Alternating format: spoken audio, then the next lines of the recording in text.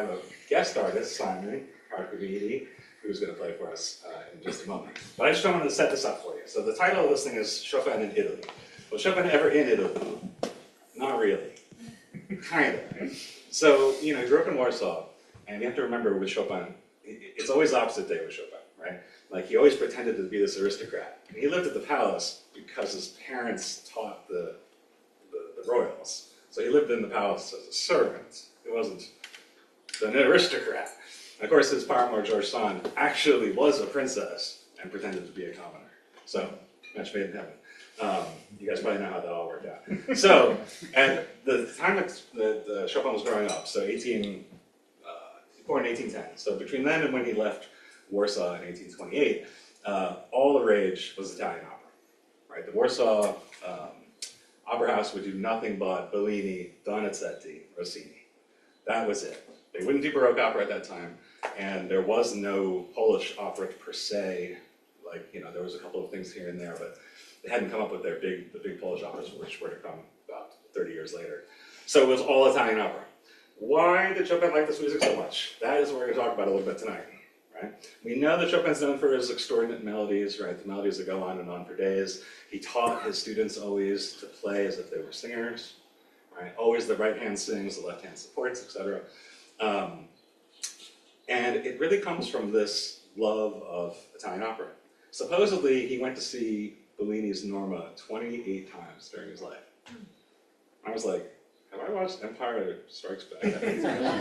Maybe. But Problem. That's me problem. That's me problem. I've seen Norma a few times. I don't think I need to see it 28 more times. It's a fine piece of music, and you can kind of see why Chopin loved it.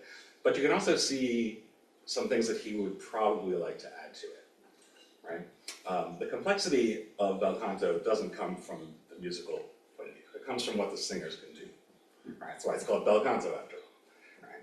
And so you have to remember, Chopin, always the progressive, had an instrument that was about half the size of this, right? Was a little bigger than a pianoforte, to be honest, and was still writing these epic pieces with these long, lush melodies.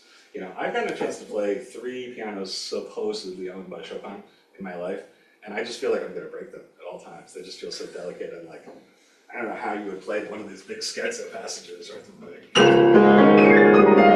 Like, I was just like, I'd be terrified to do that. And yet he was doing this, right? On something that's really not that far away from a harpsichord, to be honest, or a clavichord.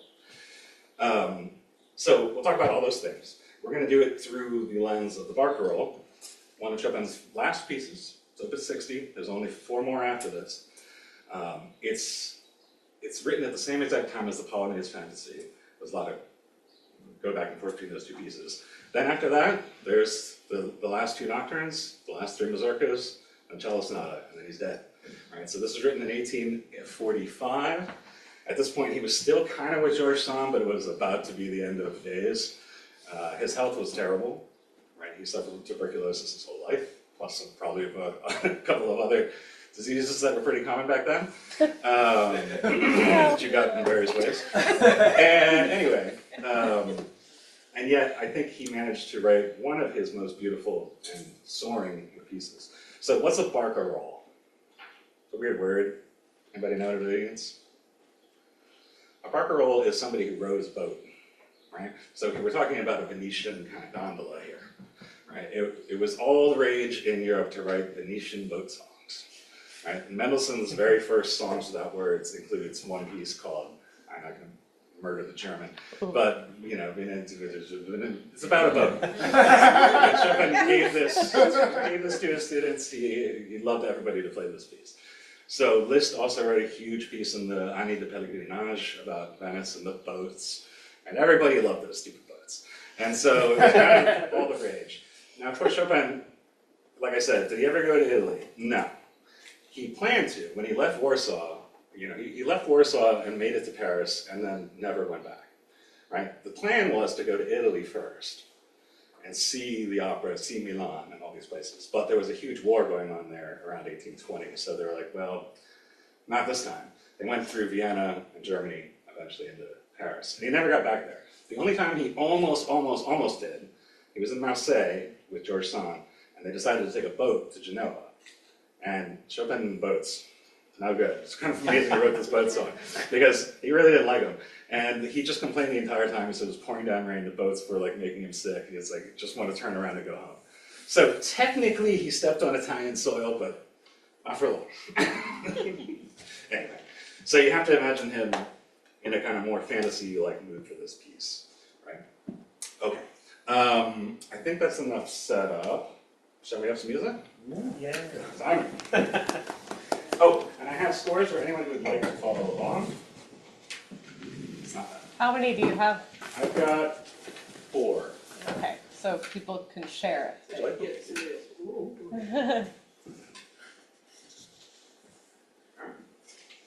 it. All right. Simon? All right. All yours. Right. Okay.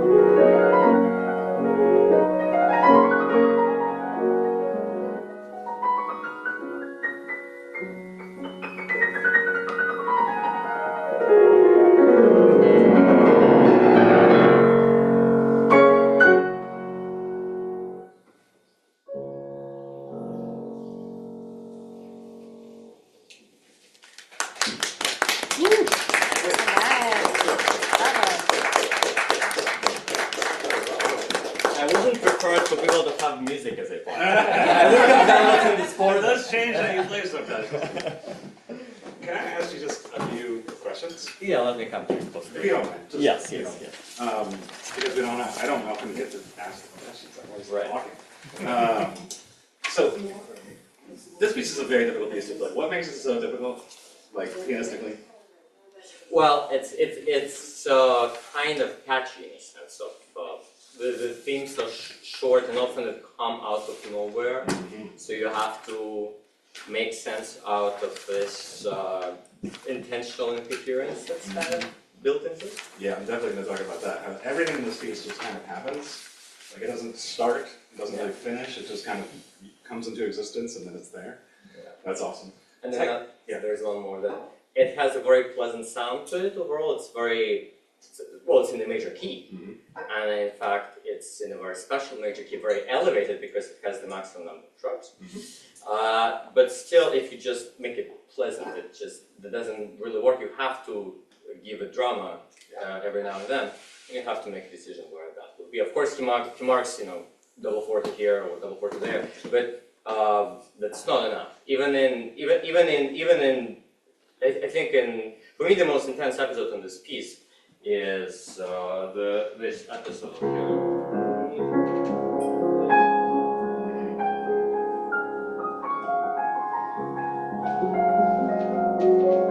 I think That's a very famous passage. Yeah.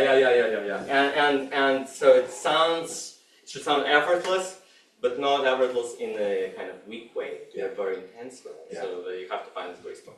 Those of you with the score might have noticed there's a very weird marking there. It says dolce sfogato. And I remember reading Alan Walker's book and he's saying like nobody ever used this marking ever again, and it's like a unique Chopin thing.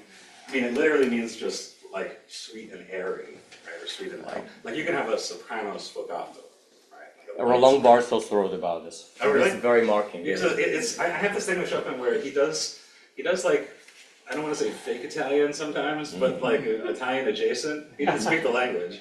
Like he has an entire piece called Andante Spianato, which sounds like a spinning andante. The only problem is that spianato is not a word in the Italian language. It's close, right? But doesn't mean to spianato. Anyway, I'm not really sure that he knew exactly what he was always talking about with the Italian. I would translate sfogato as let out. Let it out. Oh, Let it okay, out. interesting. Yeah. That's perfect. And then you can tell that in this piece, that's the apotheosis, right? You've got your first theme out of the way, you trank through all the way through your second theme, you come to the end with a little recitative, and then boom, it's gorgeous, just let it out. In the dominant. The only time in the piece you're ever in the dominant. The key signatures, the key centers of this piece are very unusual, and I think play into the analysis a lot. Right? Normally, you're in F sharp major, you think we spend a lot of time in D sharp, you think we spend C sharp, you think we spend time in D sharp minor. We do all those things, but we spend an entirety of this piece in really 3 different keys. The home key, G sharp, and then either A or A sharp. That's a very strange setup, because those keys are typically thought of as very far away from each other. Right? Do we go to the relative minor? Yeah, once or twice we do, but we don't spend much time there. Let me ask you another question. Yes. No. I mean, just everyone. Sorry, you're good. I didn't see you. Oh, sorry. How many themes are in this piece? Are there 1 or 2? Man, it's tricky, right? The first theme is definitely a theme. You hear it, you know it immediately. Okay. I should have asked you about all the double notes, because this piece is nothing but double notes in the right hand, which is so brutal, especially the 6, which you may seem very effortless. I've never been able to throw those 6s around so easily. I only play the top voice. That's the trick, yeah, just leave out the thumb and it's pretty easy. Yeah, right. But even there, I think at the very beginning you see what Chopin's up to. When you take these, this is late Chopin, right, where he's started to integrate his harmony and his counterpoint. They're not 2 different things anymore, they're one presentation. And right off the bat, you have an entirely diatonic passage in the dominant that just feels so incredibly light and airy, but I want to just play each line on its own. Here's the tough soprano.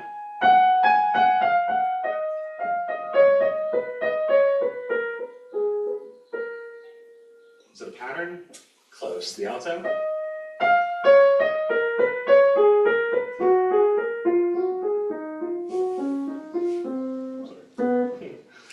That's a pattern, right? But is the a pattern of threes off of the normal 3 of the meter, right? Starting on the offset.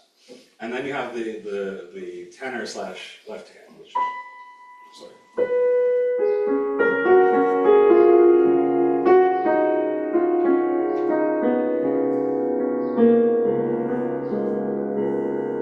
Three different rhythmic layers at the same time. And yet, no chromaticism of any kind. That's something you'll only find in late Chopin. Like, if I had written those opening, I would make a whole piece out of that. There's so much music in that right there that I could work with to make, I don't know, about a 7-minute piece, but at least a good etude out of it, right? And he doesn't ever use that gesture again. he starts just, you know, the melodies feel like that, but they're never the same. So the point is, at the beginning, this fluidity of rhythm, which of course is going to smooth out into the Barcarolle, right? And the lack of any chromaticism. Okay. Then you get these 2 bars.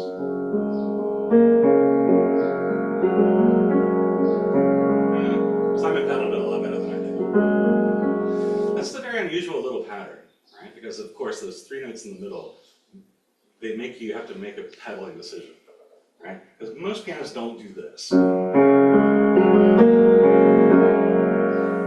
much. Because you need to hear the...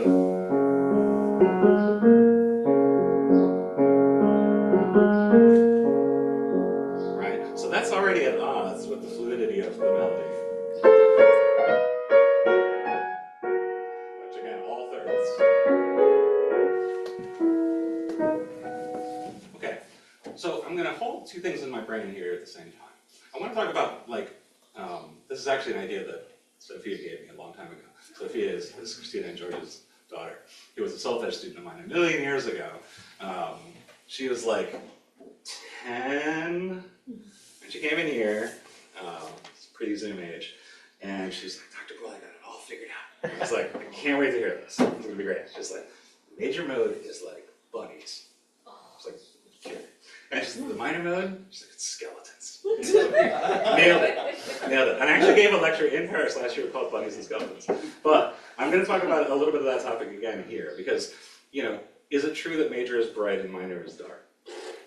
It's an overestimation. It's not untrue, but it's also not true enough to make it important, if that makes sense. So how do we actually shade color from dark to light or light to dark?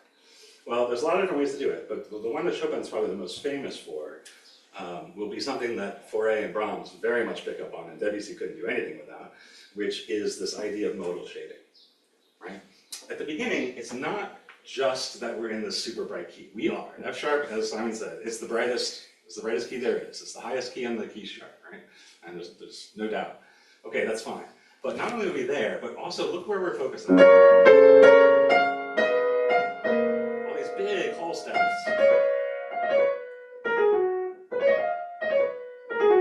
Right? Only offset by the chromaticism.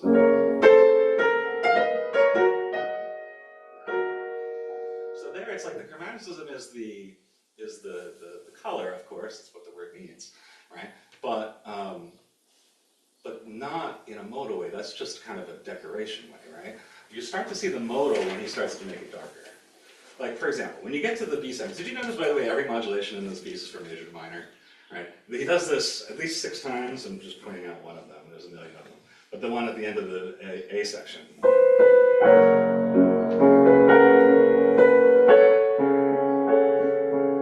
That happens, I think it's 5 times. All this kind of reverse pickety third of a sharp pitch falling down and bringing us into minor. Okay, then we hear a pretty pure minor for Chopin for once.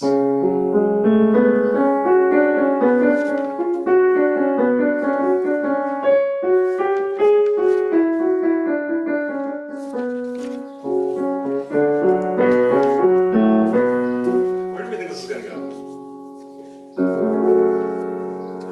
And right at the last second, he surprises us.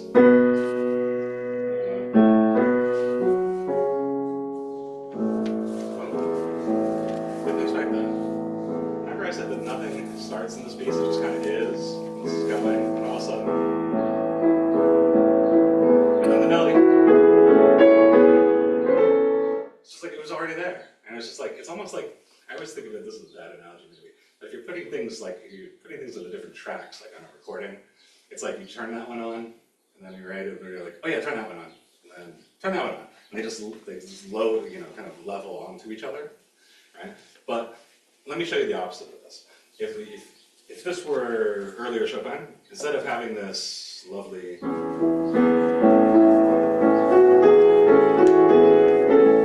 would be square. Right? But his ability to push these things off the beat is part of his mature style. Okay. Now, this is the B section. Does it feel different than the beginning? It's less chromatic, right? Maybe it has a little more in common with that opening gesture, but rhythmically having these different variations. But is it the same melody? No, it's not. But it's not that.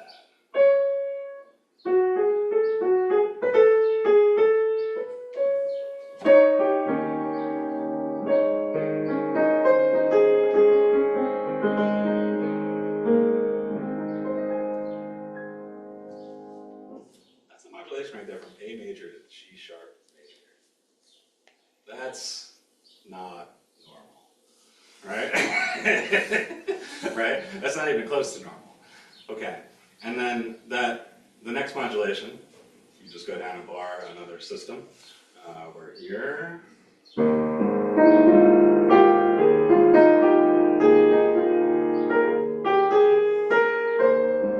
Another augmented sixth chord.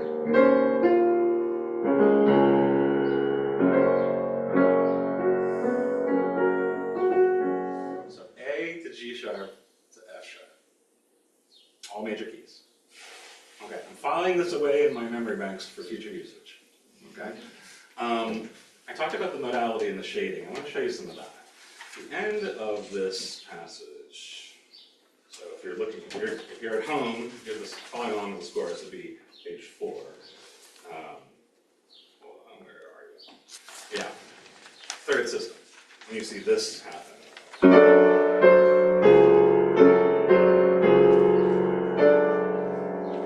So we can take a minor key.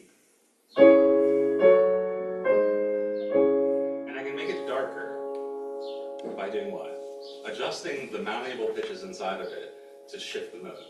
The malleable pitches in any key are 2, 3, 6, and 7. They're the imperfect consonances, right? Not 1, 4, and 5. Because you change 1, 4, and 5, and now you're changing the complete understanding of it. So what if I wanted to make this darker? First of all, I could take out the leading tone. Okay. Now what if I took the second scale degree and pulled that down too?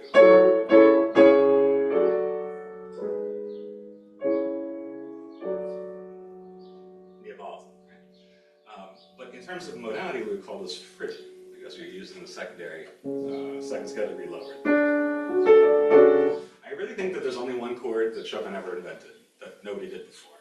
It's very hard to invent a chord because there are only so many of them. There's a million different, manifestations of chords, but only, very few actual platonic ideals of chords. And it's that one right there, this sound. You see it in the very first nocturne.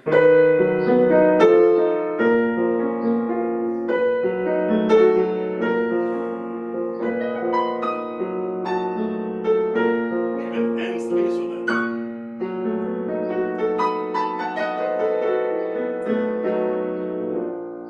So what is that? Well, I'm not going to bore you all with talking about what an augmented sixth chord is because I think most of you are like, I really don't want to know. And that's fine. I respect it. But at the same time, the augmented sixth chord is used by taking the dominant and surrounding it by 2 half steps. It's that simple. Right, Chopin was the first one to do that with the tonic. And make that sonority. Surrounding the tonic on both sides at the same time. Give you that pinched sonority. Right? And that is a Phrygian artifact, in a sense. It's taking minor and making it lower. Now, if you want to take minor and make it higher, I can do that too. So now we're going to turn up the color, right, from dark to light. So here's minor again. Here's Dorian.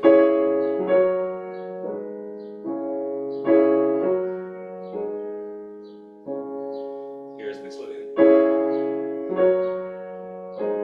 Sorry.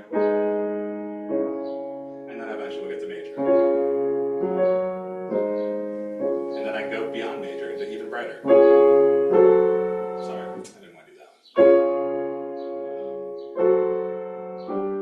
I'm sorry, I'm just going to do a key. One more time. It's like, what key am I actually doing now? There we go.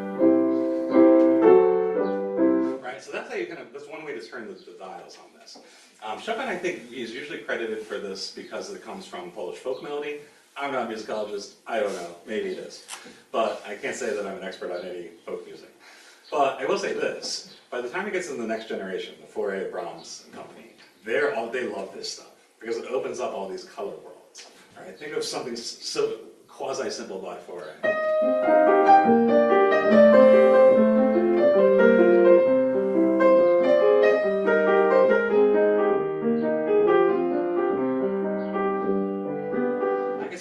Just describing how fascinating that harmony is, right? Because he's taken all these ideas and already found a new fusion of them. So you get on one side the folk stuff. I'm going to get back to this piece in a second. But on the other side, right at the end of Chopin's life, and then definitely for the composers who come after, you get the first real historical awareness of early music. I had to bring this up because John's here. Our early music specialist. And of course, the lovely Rebecca. Anywho. Like before that time, it's not that people just thought that music started with Bach, although I still think if you go to an American conservatory, that's how they teach you. But it was the first time that music historians had started to uncover music of the past that was reliable, traceable, they know who wrote it, they know where it came from. So people would hear Palestrina for the first time, or they would hear people like Tallis or Victoria for the first time. And that blew people's minds, because it doesn't sound anything like Bach. Not even close, it's another world. Right?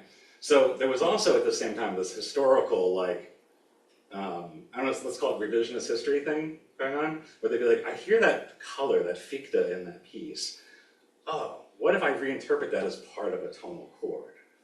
And thus lets you from here get to Brahms, get to Rachmaninoff and Debussy.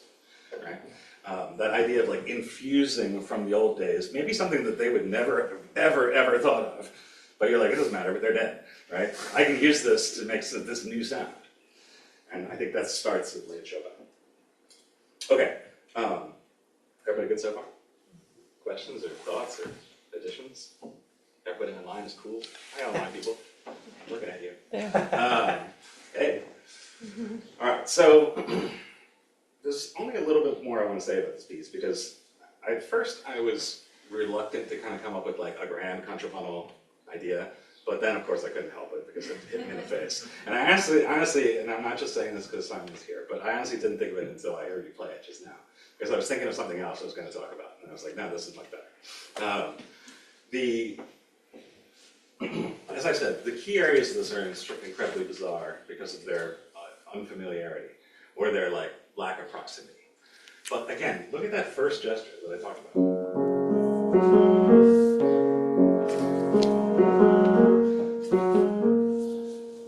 The three whole tones in a row are amazing.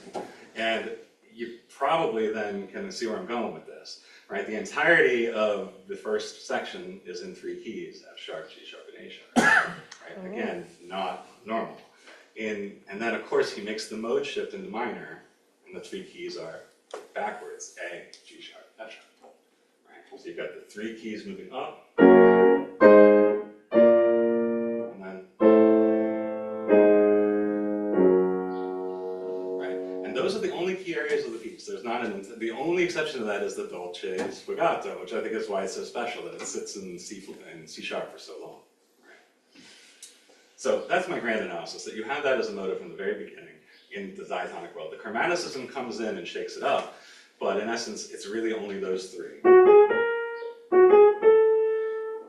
Now, you guys, for those who don't know, contrapuntal motive, right? And the compositional motive, remember the difference? Those of you who've been around a long time. Compositional motive is this. You hear that, and then 30 minutes later when you hear, you know that it's the same piece. There's nothing wrong with them. Otherwise known as leitmotifs, if you're German. right? Okay, they're great. When the Valkyries come in and you hear the theme, you're like, oh, damn it, I know what's happening. The Valkyries are coming. It's great. There's nothing wrong with that. But it's a surface level motive. And for a long time, I think, especially after Charles Rosen and all the 20th century theorists, they made that to be like a bigger deal than it was, right? Because it's not that it's nothing, but it's also like, yeah, and this is also a spinning wheel. Yeah, I know, I got it. It's called, it's in the title. So, not knocking those pieces, I love those pieces, but again, not the deepest analysis. Contrapuntal motive, which was developed by my teacher, Philip Lasser, is basically talking about the bricks that make up this building, right? If all the bricks are the same size and the same shape, you don't notice the bricks. You notice the shape that they make, right? Like, my favorite analogy of this is Notre Dame, right? Imagine you're in Paris, and you can see the whole church from a rooftop somewhere, and you're like, damn, impressive. I don't know how they built that back then. Gothic cathedral, pretty cool. Okay, great. But what if you're like 5 feet away from it? Now you can't see the whole scope, right? You can see some things that you couldn't see before. Now you can see like the weird sculptures with the heads cut off, and like the weird gargoyles and all that cool stuff. You couldn't see that from far away, so you get more detail.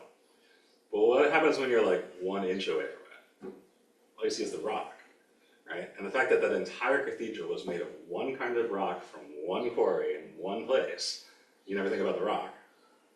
You think about the shape that it makes, right? Contrast that with something like, I was at the Pompidou Center, right? Deliberately made to look modern, right? It's got glass, it's got wood, it's got plastic, it's got all the stuff that makes the outside of it. And so you start looking at all the stuff, and you're like, oh wow, there's a wooden beam coming out of that right there. Why is that there? That's modernism, right? The juxtaposition of things that are not supposed to work together. So to me, contrapuntal motives are this little link that you probably never heard it, and that's fine. It's great, right? It's in there to say, I am a unifying generative piece that all put together, you'll never hear, but is in every single measure and guides a lot of the major decisions, like this bizarre choice of keys, right? All right, so that's my overarching the analysis. contrapuntal motive is 3 whole steps? 3 whole steps, which then becomes, and you get the 2 back and forth in the all you gotta do is look at the end and you'll see in the melody that just keeps going back and forth between those 2.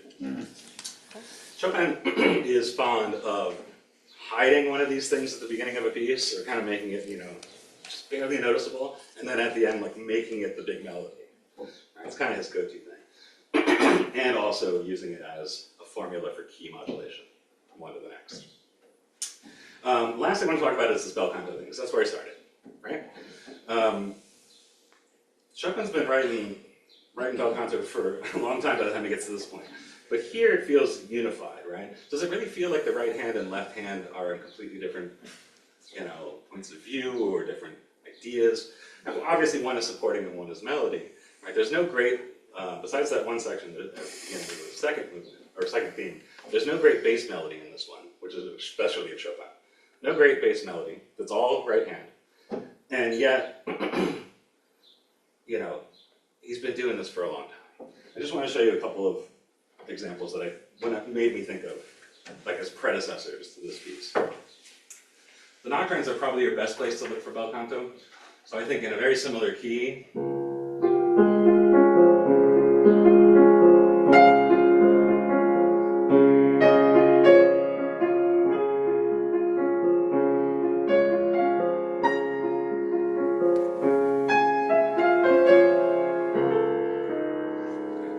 single soprano solo in soprano range, right there where it's supposed to be.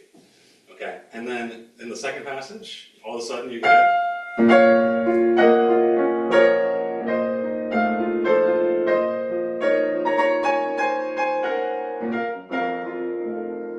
are 2 of them, right, playing together. Okay, you can see a similar thing in probably my favorite of the nocturnes. I don't know, it's hard to pick a fave. But the E flat, the only one in E flat. I always love this. This is a piano piece that starts with a forte long note. Okay.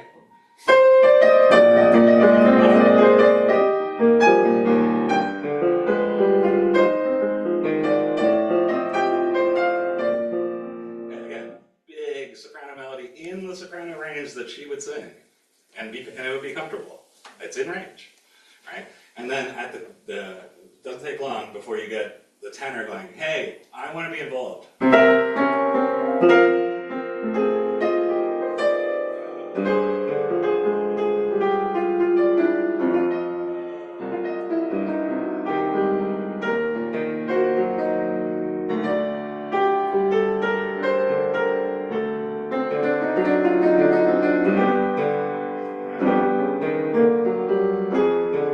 Tell me this isn't straight out of Norma. Soprano. It's a tenor. Soprano. It's a tenor. Soprano. Together. Hold the way up together. That's where they hold the high note.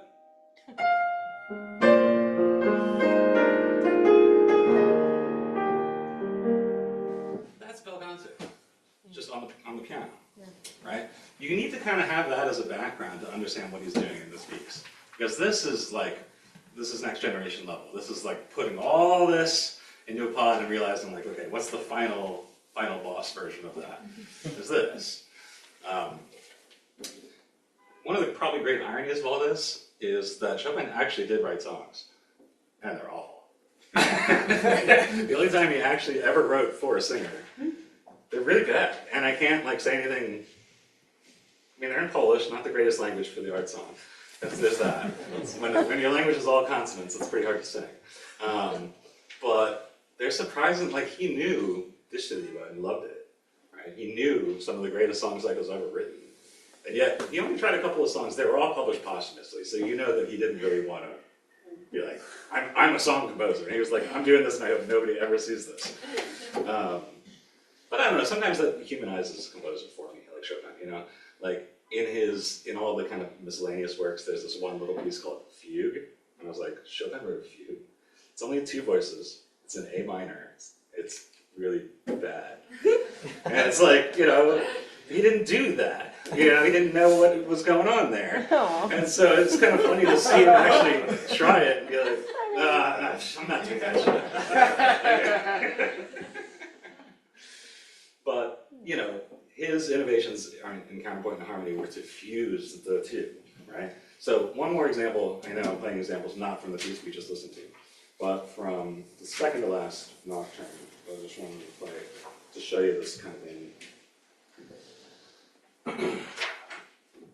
And again, here's the real context. Here's Nocturne number 1 that I played before.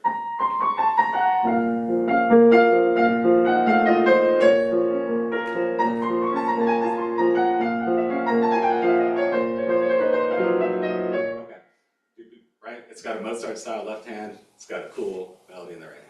Okay, and then shockingly, only about 12 years later, you get this. This is the only one of the 4 pieces written after this, the Barcarolle. Starts off.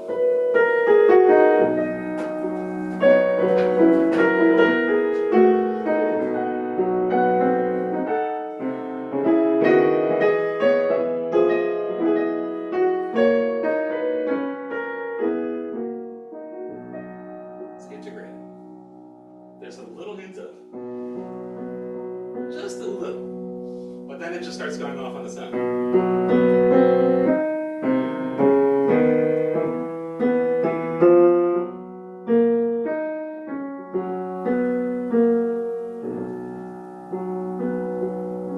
See what I mean? It's a fusion. And that all culminates with probably my favorite couple of bars of Chopin, which is this.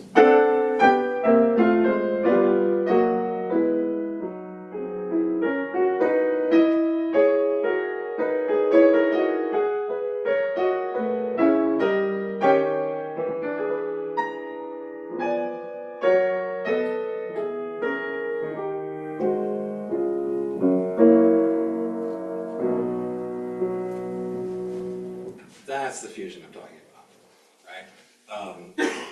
I definitely was asked this at some school I went to for an interview. They were like, okay, if there was any composer where you could have like 5 more years, It's like, and I was like, obviously it's Chopin, because like what he was doing in these last couple pieces, nobody else did this again. Like, you think Brahms has this level of contrapuntal complexity? He never really did. Schumann did. Brahms did other things, and he was a genius in his own way. But I don't think you get this level of contrapuntal complexity again until way down the road. Maybe into the 20th century, maybe into Ravel. I'm not sure. I'd have to think about that. Maybe into Mahler and company.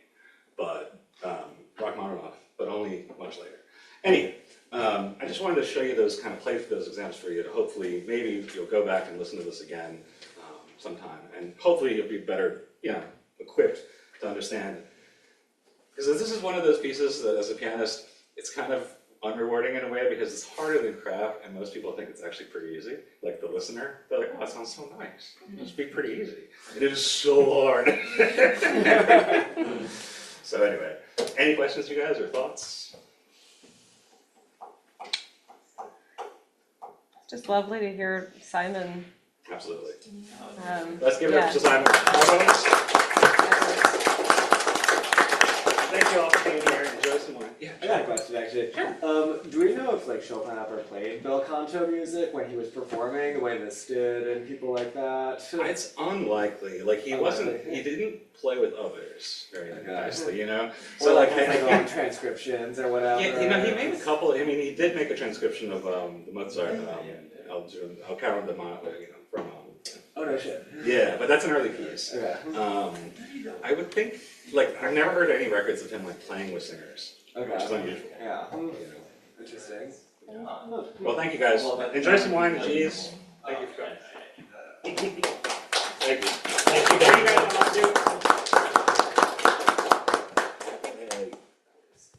Zoomers. Thanks, everyone. They said thank you. Okay, bye. Goodbye. Okay, bye.